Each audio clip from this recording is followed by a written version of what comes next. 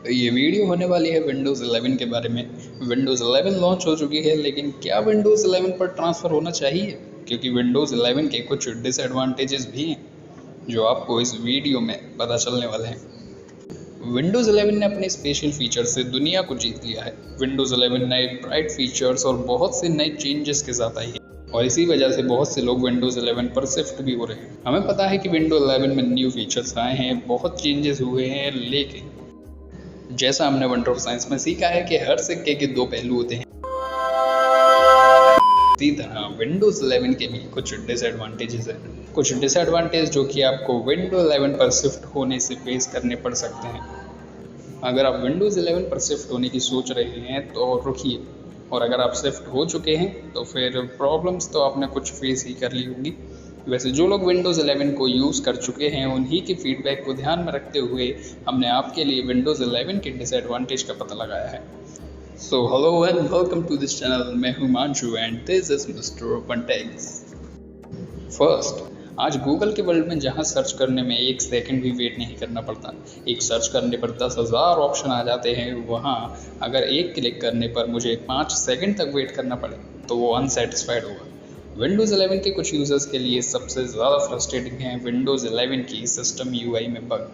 System UI के bug ज़्यादा बड़े नहीं होते, पर फिर भी अगर कोई न्यू विंडो अपने पीसी में या लैपटॉप में इंस्टॉल करते हैं तो वो एक फास्ट यूआई यूज़ करना पसंद करेगा। पर विंडोज़ 11 की यूआई इतनी फास्ट नहीं है, और इसका कारण है यूआई का पूरा तरह से डेवलप ना होना। ये एक तरह का बग है जो कि विंडोज़ 11 के कई यूज़र्स को फेस करना पड़ रहा है। सेकंड, कंप्यूटर्स और लैपटॉप्स एक रूम की तरह होते हैं जिसमें हमारे सभी useful documents, file digital form में रखी हुई हैं।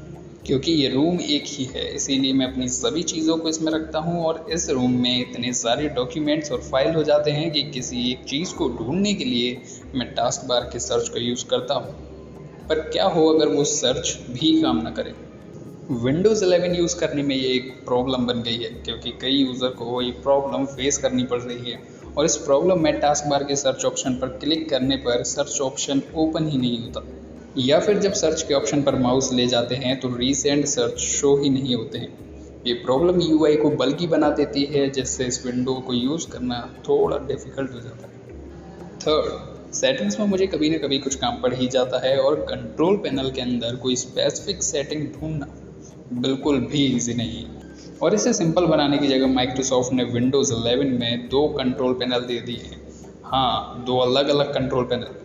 ज़्यादातर लोगों को कंट्रोल पैनल से याद नहीं रहता, यानी कि अगर मुझे कोई सेटिंग चेंज करनी है या डिसेबल करनी है तो मुझे 2 अलग अलग कंट्रोल पैनल्स में देखना पड़ेगा, क्योंकि कुछ सेटिंग्स एक कंट्रोल पैनल में हैं और बाकी किसी और कंट्रोल पैनल में हैं।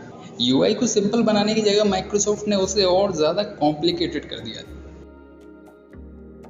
फोर्थ, ऐसे साइकोलॉजी में कहा गया है कि हमारे माइंड को सिंपल और इजी चीज़ें पसंद है। सिंपल और इजी प्रोसेस हमारा टाइम भी बचाती है। यही एक्सपेक्टेशन विंडोज़ 11 से भी थी, क्योंकि विंडोज़ 10 में अगर मुझे कोई सॉफ्टवेयर इंस्टॉल करना हो तो ये प्रोसेस थोड़ी लंबी हो जाती है। सिर्फ एक एग्जांपल के लिए, अगर माइक्रोसॉफ्ट और एप्पल के कंप्यूटर के बीच में कंपैरिजन किया जाए तो पता चल जाएगा कि एप्पल के मैक में प्रोसेस को सिंपल बनाया गया है।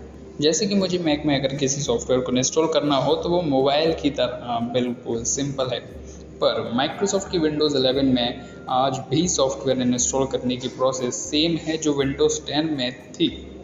माइक्रोसॉफ्ट विंडोज़ की कुछ प्रोसेस विंडोज़ 11 में सिंपल और ईजी बनने चाहिए थे।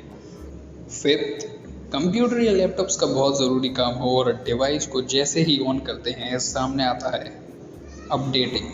वेट, ये विंडोज़ का एक टेरिफाइंग पार्ट है जिसे विंडोज़ 11 में सॉल्व होना चाहिए था, पर ऐसा नहीं हुआ, बिल्कुल नहीं। इसे सॉल्व करने के लिए माइक्रोसॉफ्ट एक सिस्टम बना सकता था जिसमें विंडोज़ अपनी अपडेट्स को ऑटोमेटिक ही बैकग्राउंड में अपडेट कर ले, जिससे किसी और काम को करते समय भी आपका कंप्यूटर अपडेट हो सके। विंडोज़ 11 के फीडबैक में बहुत सी प्रॉब्लम सामने आई हैं, जो कि इन पॉइंट्स के ज़रिए मैंने आपको बता दी हैं, और इन सब प्रॉब्लम्स को देखते हुए ये तो समझ आ गया है कि माइक्रोसॉफ्ट ने विंडोज़ 11 के यूआई इंटरफेस और कुछ स्मॉल बग्स पर डिटेलिंग से काम नहीं किया है, जिस वजह से ये प्रॉब्लम्स आपको विंडोज़ 11 में देखने को मिल सकती हैं। इसीलिए अगर आप विंडोज़ 11 पर शिफ्ट होने की सोच रहे हैं या फिर शिफ्ट हो चुके हैं तो आपको ये प्रॉब्लम्स फेस करने को मिल सकती हैं। इसीलिए अगर आप विंडोज़ 10, 8 या फिर 7 यूज़ कर रहे हैं तो भी वो विंडोज़ बहुत सही है।